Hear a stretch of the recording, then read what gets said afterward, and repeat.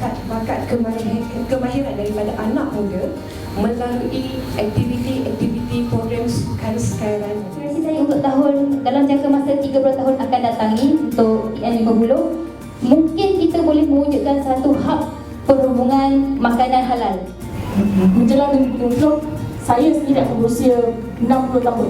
Jadi di situ saya rasa keperluan untuk kita mewujudkan home care untuk orang-orang tua yang bersifat daily.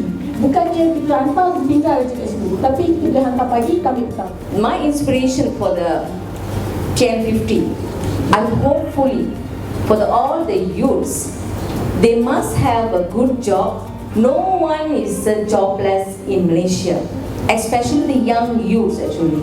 And also the education level should be finished in diploma holder. No more SPM. Memodernkan pertanian ni. Orang kata petani moden. Petani moden. Jadi kita mahukan teknologi yang terkini. Seperti negara Jepun, dia buat petani dalam bangunan.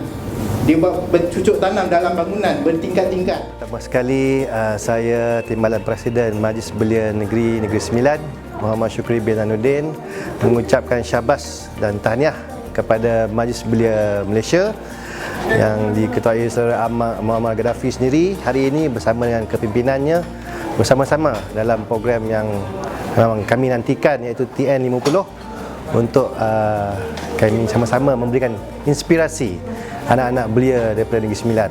Terima kasih kepada MBM kerana menjadikan Negeri Sembilan negeri yang pertama.